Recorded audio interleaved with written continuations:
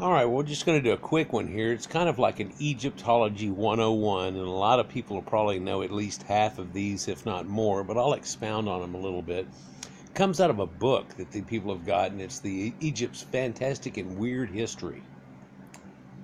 So there's the Sphinx, and everybody says, Napoleon shot off his nose. We find out it's 500 years before that it ever was. What's this excess right there inside of his jaw? See where you can go right in there? That's okay, anyhow. Napoleon's engineers said the stones of the Great Pyramid would build a wall around France. A lot of people probably don't know that. But this is a review of Tutankhamun's treasures are glorious. The face of King Tut is shown for the first time. Egypt's golden face of eternity. Pyramids were a big signal to tell every grave robbers where the pharaoh's treasure was hidden, and mastabas and things too. That's why by Tutankhamen's times, pharaohs were buried in underground and hidden into the King's Valley and so on. They said that the people that would dig the tombs out, they'd kill them afterwards to make sure that they didn't know where the thing was. I kind of doubt that they did that to the stonemasons. They were quite valuable, but it's conjecture, and it's in books. Some people believe the young Tutankhamun was murdered by his uncle I, who went on to take the throne. But in 2005, the mummy was given an x-ray, and they found out he had a broken leg, which probably led to his death. They say that he broke out with a bad infection, and he also had a severe malaria going on at the time, and he probably pulled a high fever and just knocked it, But je ne sais pas, everybody wanted to have something go on, like that. And it looks like people say he's been run over by a chariot, that he had fallen off a chariot at full gallop. And perhaps there was another chariot behind him, like he was running and they were all behind him, kind of like, go. And he tried to make a turn or a maneuver, fell, and that other chariot ran right over him. Broke his leg, went up through his body. Yeah. There's a whole video on it online, but let's continue. Tombs held everything a god could need in the next life, including a toilet. Even the pharaoh's cats were mummified to keep him company. Pharaohs were buried with little models called shabti of their servants. But early pharaohs were buried with real servants, knocked on the head. And where do you get that from? Well, that comes from Sumeria, the original mastabas they buried in there that predate these. They used to also kill the servants so they would be there with them in the afterlife, and then they also quit doing the same thing. It's funny how they mimic and mock each other, and the gods of Sumeria were called Dingir, and the gods of Egypt were called Ingir, right? It always talks about pharaohs. They were never called pharaohs. Pharaohs are a made-up word for the Bible. It means big house, and they didn't call the temple that or anything. What was called pharaoh? What was called pharaoh? You know where the lighthouse of Alexandria is? Or where it was? Out there in the peninsula? Stuck out onto its little jetty that comes out? That little jetty was called Pharaoh. It was called the Big House. And I'm guessing the big tall house was the lighthouse, huh? They're whatever. Fairies were buried with these models, though, and stuff. Some of those were showed that they knocked on their head like they were killed, but other ones probably drank poison. Why does the Sphinx have no nose? Legend says that Napoleon's army used it as target practice. The truth is it was wrecked 500 years before by Muhammad Saim al-Dair, a Sufic fanatic. Supposedly women were, through a time of drought, went to there and started trying to appease the Sphinx and to do their things, and he found out about it, called it blasphemy, went and defaced the object. And everybody's like, oh, they knocked it out. Well, black people are like, oh, they knocked it out because it looks like a black nose. If you look at the side edges of it, no matter what you put on there, it isn't wide. It's not a wide nose. Doesn't have a prognostic jaw. There's nothing about it that's negroid. But they want to, oh, man. In the 1800s, some people believed pyramids could focus invisible forces, preserving dead bodies, and even sharpening blunt razor blades. This was all because, like, the mummies and all that type of thing. And weapons and stuff. Supposedly, somebody said they found a weapon hidden in one of the things, and it was sharp as it was the day it was done, and all this type of shit. So this led to this idea that it preserves and sharpens blunt razor blades. They had people that were literally taking microscopes, they were shaving themselves and looking at it, and then having a brand new one versus that, and they said that it would re-sharpen your razor blades up under that. Now, a Czech engineer named Karel Durbal even patented that idea in 1959. It really didn't work. They also said it preserved fruit. It does all these silly ass things. I've seen people take them and put them on their heads and just all kinds of crap trying to make it happen. I wanted to see if it would happen. One of the things I saw had fruit, and they said they showed a deal, and this fruit over here started rotting, and the one that was under the pyramid didn't over a period of days. So I grabbed a banana. Well, first I went out and I brazed things. I took brazing rods, which were all made of brass, and I just cut them off the right lengths and stuff, and cut them, with a torch, and then put them all together. Made a real good pyramid out of it. Stuck it in there, and then I put a banana inside of it, and sure enough, the banana inside of it just turned black and dark real quick, and the other bananas were all still just fine. And so that ended that kind of crap, and then other people tried to test a razor blade, and they're like, ain't nothing even happening here. But Napoleon's engineers told him that the stones of the Great Pyramid would build a 1-meter wall around the entirety of France.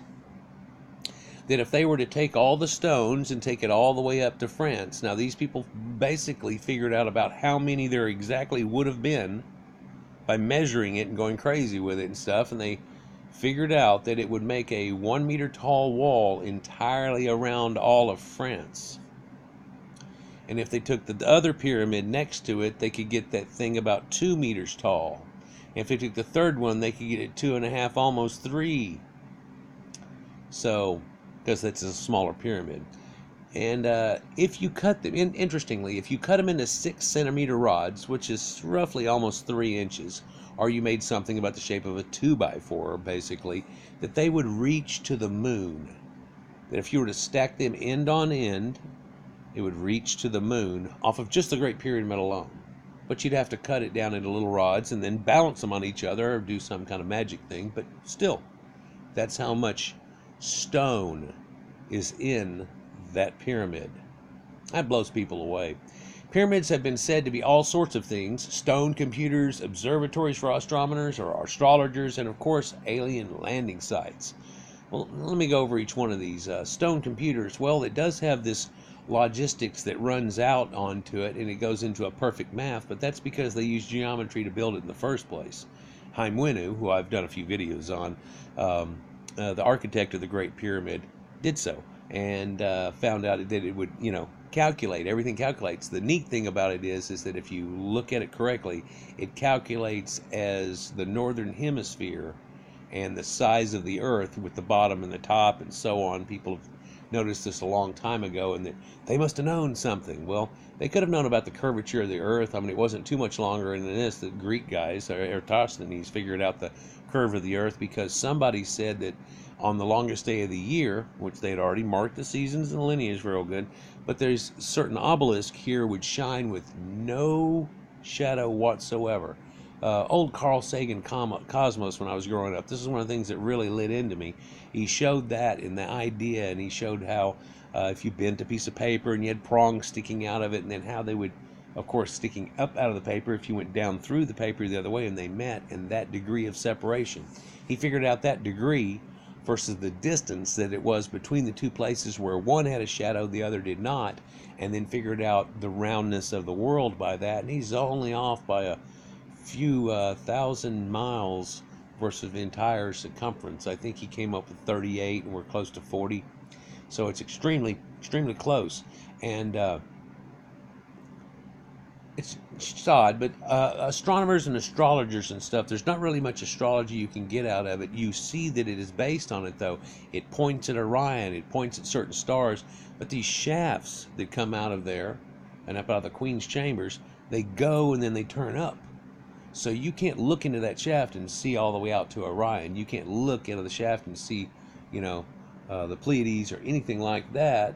So it wouldn't be an observatory. They'd have to have taken the walls out, and then you look up through that hole and watch it go by. And sure, you could do something like that. That's a hell of a thing to do. But a lot of people have looked at these unfinished pyramids and said that's what they must have been doing.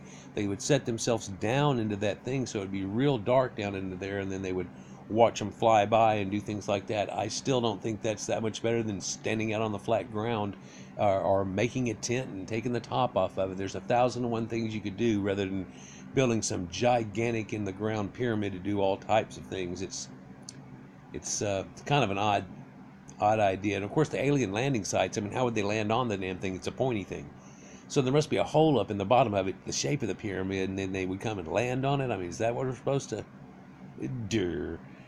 I also thought at one time, a laser. They had some mountain there, and a spaceship came along and went with a laser and just cut it, and it all fell back into place, and they finished it off from there. But when you look at it, the stones are jagged and offset of each other. There's not a line. You couldn't have cut through that whole thing. It's impossible. It's just a silly thing.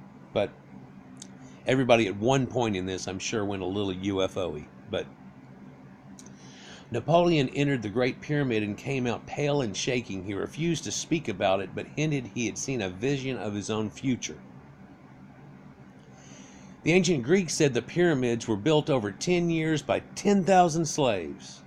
Which is false, because in fact they were built by over 25,000 people or so, and they were free men who were well-fed, well-paid, with beef and ale, and each one probably just took a little over 5 years. And if you figured out the math on that, it's possible, but then you'd have to be placing a stone every minute and a half or something. And when somebody figured this out, I'm like, you're going on a 24-hour deal. When the guy presented it to me, I'm like, you're expecting people to work day and night 24/7. How are you going to work out this idea? So I believe it goes a lot longer than 5 years. People say that's why there were so many unfinished pyramids. I think the reason, I've told you before, we see unfinished pyramids is because they stole all those stones to go over here. Now, if you want to take all the stones off all these mastabas around here and go put them on the Great Pyramid, it makes it a whole lot easier to cut, and you don't have to cut as much, see? So that's entirely possible where they've gone to. No one can prove that because it doesn't have a stamp on one that says made in China, and then you go, aha, or anything, but yeah. So every pyramid discovered in Egypt has been robbed, basically. But that's, I guess that is true, every pyramid. Now, as tombs, they found other tombs that aren't been robbed, but that's why the discovery of King Tutankhamun's rock tomb was just so important. But they found a lot of other tombs. A lot of them aren't for royalty, though. And then to say pyramids, then that does definitely mean the royalty. And no, there wasn't anything to find, sadly. A caliph of Baghdad broke into the center of the Great Pyramid, and he found Cheops's coffin, but it was already empty, supposedly, back in the day. And that's the hole that goes up and in, where you have to go up the steps and do the thing and go into the pyramid that way. You can go two different ways into there. You can go on the side shaft that runs up and around and through, or you can go in through this way. So, anyhow, Tutankhamun's tomb was robbed shortly after he was buried. The thieves appear to have been caught in the act, and they dropped a bag of rings inside the tunnel that they dug that led into it. Whenever Carnarvon and these guys found it, they found that down the hole, and then found the door with this rope on it that you may have seen a picture before and all that type of stuff. So a lot of people don't know that. People do know this, though, a lot. Lord Carnarvon, who founded the Tutankhamun excavation in 1922, died a year later, and as he died, the lights in Cairo failed, and his dog back home started howling. And because everybody heard of these things, they said, oh, it's the superstitious, it's the curse.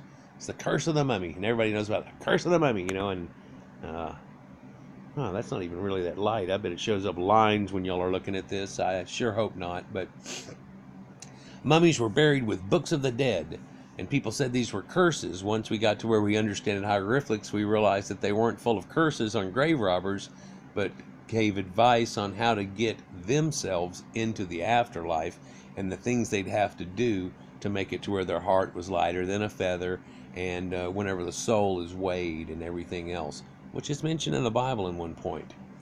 In 1901, a British historian, Flinders Petrie, was exploring Pharaoh de Geer's tomb, and he found an arm wrapped in bandages that had been stuffed in a crack in the wall.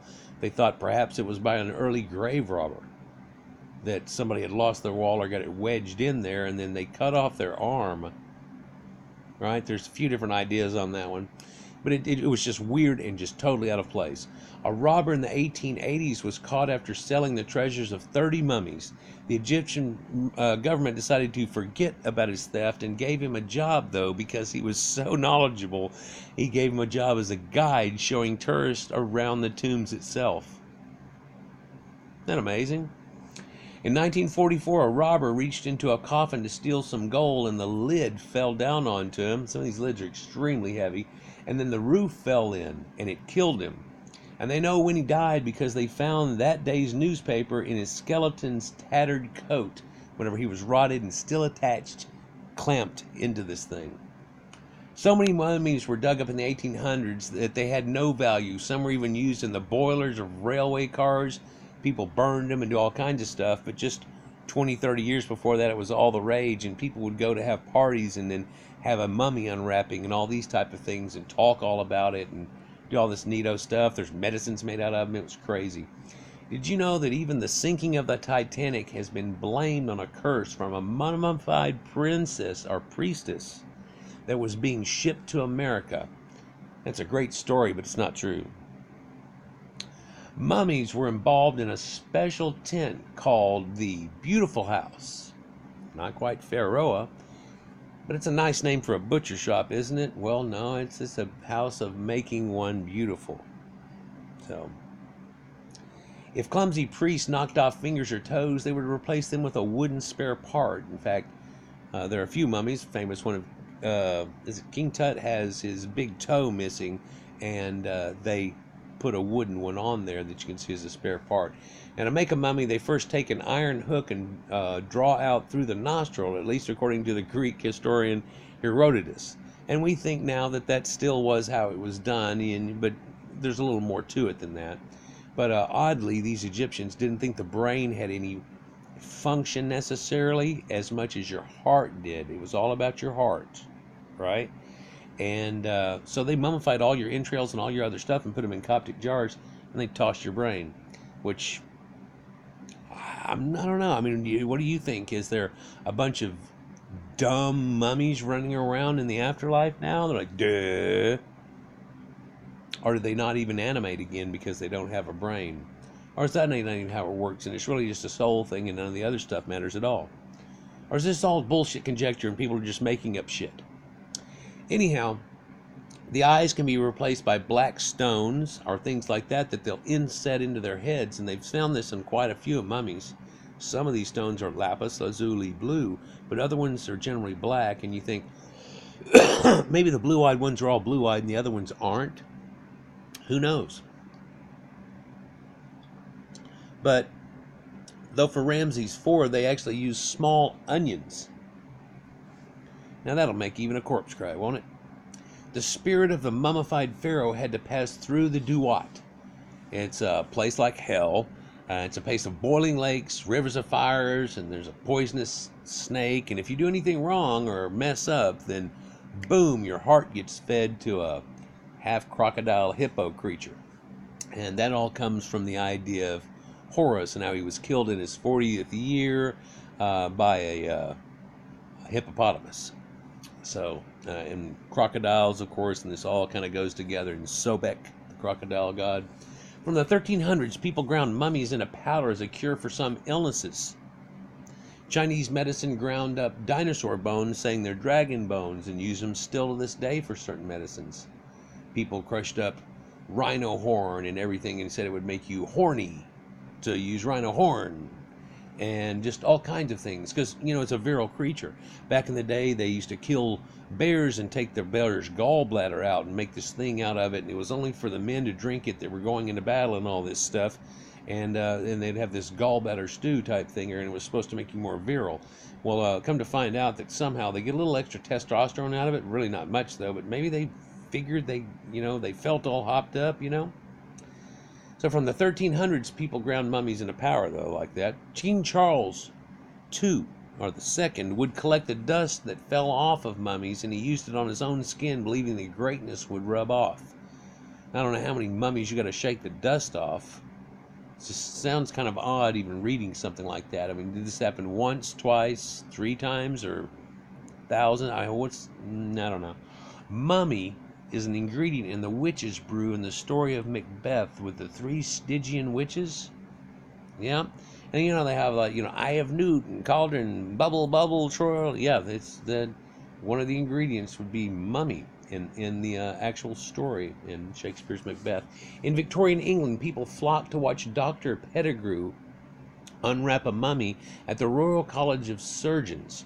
It got packed. Places were so scarce that even the Archbishop of Canterbury was turned away. Stolen mummies were sent to the U.S. in the 1890s to be mashed and made into wrapping paper, like wrapping paper for boxes and things like that, believe it or not. But customers started to die of cholera, and they quit the practice quite quickly. Of course, I think this is a little bit taken out of conjecture, but they called it the mummy's revenge, and they quit doing it. Pharaohs. Some historians think the first pharaohs were invaders from the east. And yes, that's true. They were from Sumeria and Sumerian priest kings. They know all the cattle come from there, the grains, everything. The first pyramids were mastabas. I mean, I could just go on and on and on. They both have cuneiform. Come on, people. But people are like, oh, well, yeah, that's 1,000 miles away. Yeah, whatever. Early pharaohs would make every royal princess to make sure, would marry every royal princess to make sure there would be no young rivals born. Now, people don't realize this, and they realize they had a few wives and this, that, and the other. And why did they marry that one? And why did they marry their own sister and this, that, and the other and stuff? Well, she's royal too. She's as royal as he is. And if another man comes along and he marries her, then she's going to pump him up to do so he can have a higher number and be the pharaoh and stuff. If she's not available, not eligible, then he can't have that, and it'll never happen. It's almost a greedy type situation, I guess, if you will, and stuff. But then again, hey, it's good to be the king, right? Some potty historians say that they were from another planet, though. Always do the angel, alien thing, you know. And after Pharaoh held the ruler for 30 years, he had to prove his fitness by running around a fixed course. They had this track, pretty much like a running track of today, and he was supposed to run around the whole thing showing his prowess. They also said that he was expected to have made love to somebody at this time too, and then to have reported that he, but anyhow. Scribes described Ramses II's great victory over the Hittites at Kadesh in Syria. But even though the Hittites won, this was the oldest case of spin doctoring changing, because if you look at the Hittites, say they won and they didn't lose. They didn't lose land. The Egyptians didn't win, but on their walls they considered it to be a great victory. And he did pull off a pretty good victory to the point that he got stopped, but he did get stopped. But they didn't write it down that, I didn't complete. He wrote it down that it was a great victory over and all. And there might have been some treaty made to a point that it helped the situation, but it sure wasn't the victory that they touted as. King Pepi II came to the throne aged 9 and ruled until he was 100. They say he had a great system for avoiding insects. He would cover a slave in honey, and then flies would swarm to the slave and leave Pepi in peace. I think it's kind of odd. You think about this idea. If nobody's around the pharaoh, and the flies are that show up in that area, you're going to try to go to him. If you have a bunch of people around the pharaoh, flies are going to be mixed up between the people, and it's just less. And they had people there that were fanning all the time and trying to keep flies away, and he had a little swatter thing and so on. They'd keep a sprig of a cedar branch to do so with, and things like this. Well, if you have somebody in that room with honey all over them, you're going to get a whole lot more flies in that room. And so that's kind of self-defeative and not really a great idea. I mean, if you're trying to keep the bugs, you don't sit next to a pile of poop if you're trying to keep away from bugs. I mean, just doesn't make good sense at all, I guess. Pharaoh Hatshepsut was a woman, and she wore a wig on her chin, or a chin beard, so she looked like a man, or that she did the purpose of it. And most of the pharaohs didn't have beards, but they would put on that thing. She put on that thing to garner respect and do things, which kind of by some people was seen as odd, but yet she was taking that role, and so didn't seem odd to her. Later kings were so shocked at the thought of a woman ruler and all of this that they hacked her name off of most of the monuments, though. Thutmose II was a great pharaoh who conquered all of Egypt's enemies, but he had a few close shaves. In Syria, he was almost trampled to death by a herd of wild elephants. In Syria, wild elephants, a herd. This shows you during the time there was leopards, there was all kinds of stuff. There were lions all through this area in Samaria. You see all the lions in the Sumerian stuff, and you think, what they do, go down to Africa and have a fight? I used to think that's maybe how it went, but no. They're all over the place. There's story in the Sumerian tablets where right there outside the city they had one. It attacked people that were farming, and they went out there, their chariots, and run the thing around and then killed it. Then it shows a picture of them like choking it and poking it in the belly with a thing, but I don't think it went like that. I think they shot that thing with arrows like in the other picture that they show where it's all writhing on the ground full of arrows. But still, it attacked somebody. They did it. So, wild elephants, though. Isn't that interesting? Now, in 1375 BC, King Akhenaten argued with his daughter, and things got out of hand, apparently. He sent her for execution. He also cut off a hand. And if you're missing a part of your body, you can't go into the afterlife. That's why they made the fake toes for extra people. I guess somebody could have just made her a fake hand and put it right there, and it would have still done. But anyhow, this is another reason they would chop all the hands off of the Nubians. It was the way you'd say, well, they want their heads or they want whatever, to prove that you killed one, because they had a bounty on them. They weren't allowed into Egypt. And they had a bounty on them, and it was worth more than a live one, and what you had to prove was the right hand. And of course, because most people are right-handed, it would be the weapon hand, but also it would make sure they never went to the afterlife, even if they tried. They didn't have a ceremony for it until they got domesticated pretty much by them and everything, and Egyptized, if you will. But in the 16th century BC, Tao and his Egyptians rose up against invaders known as the Hyksos. These are the people that brought the chariots and the horses to the land, and they were a superior force. It helped make them superior, but it went over bad when it first showed up, because the skull of his mummy showed wounds from a dagger, an axe, a spear, and a crushing mace. It's believed the crushing mace may have come at the very end when he was already probably dead, and they still wanted to symbolically hit him with the mace, that symbolic thing. Anyhow, Egypt's most famous queen, Cleopatra, was a Greek. A lot of people go, oh, she was black, and they show her she's white and all that stuff, and it's like, no, that's in the Ptolemy dynasties, and she was a Greek woman. So was Ptolemy. So all those people did. Peasants. Egypt had the world's first bakeries around 2000 BC. I find that to be odd that they would say that without ever looking into the Sumerians. For the Sumerians, house of bread was the original house of bread, and it dates to at least 1200 years more than this. And how did they make bread when the grain that they were supposed to be making this bread out of comes from Sumer? Were they trading back and forth with them? Showed how to make a biscuit? Right. Peasants weren't allowed to call pharaohs by their name. They were gods. Even pharaoh means great house, because his body is the house of God.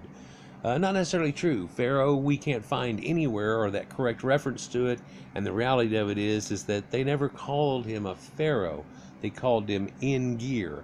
Now in Sumerians it was Dingir, and in Egypt it was Engir. Now En is Lord, as in Enki means Enki is earth, and En is Lord, so he's Lord of the earth, and Engir, it's the Lord God, right? And so that's what they were named.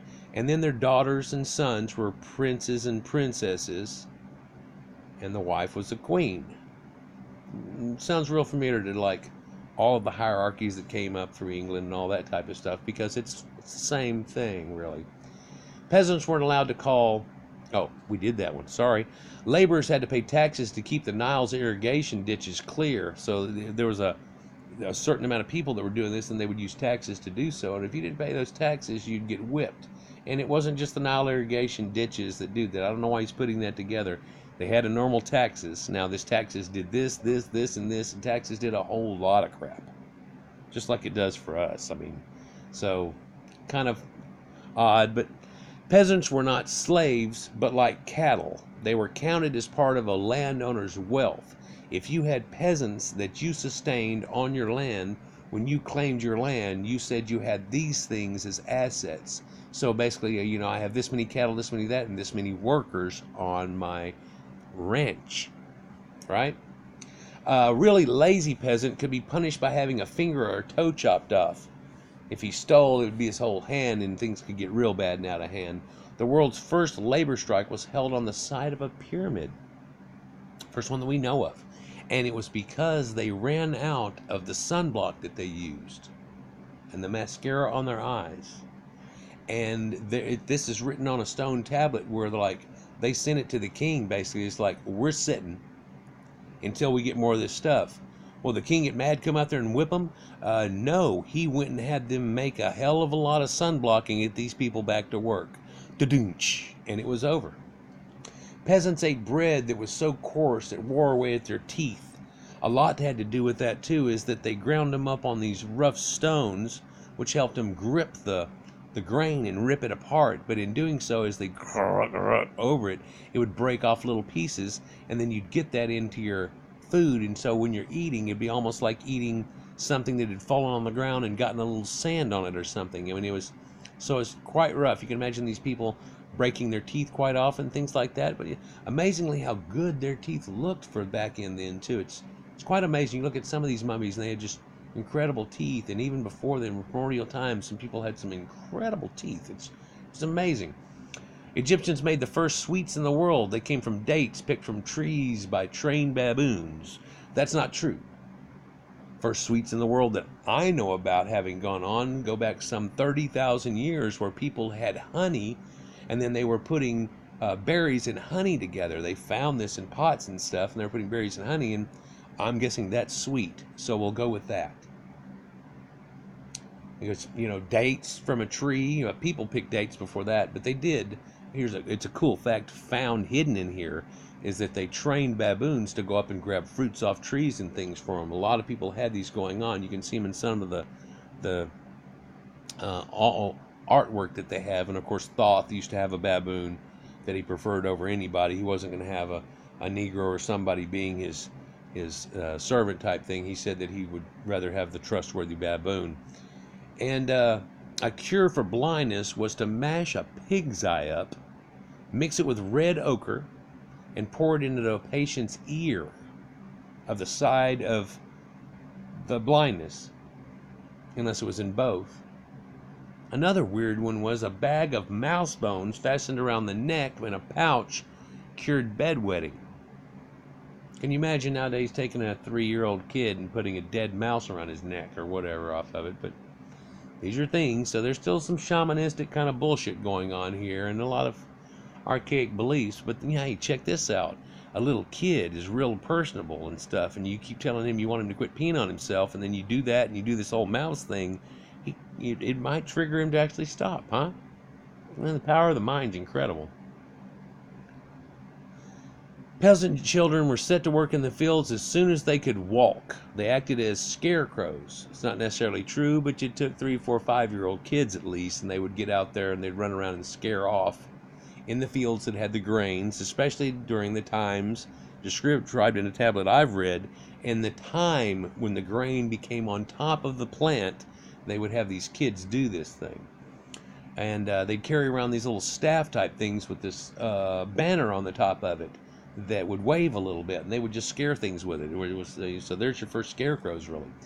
So this is going to be found also in Horrible Histories, The Awful Egyptians and the Awesome Egyptians, and it's available for $4.99.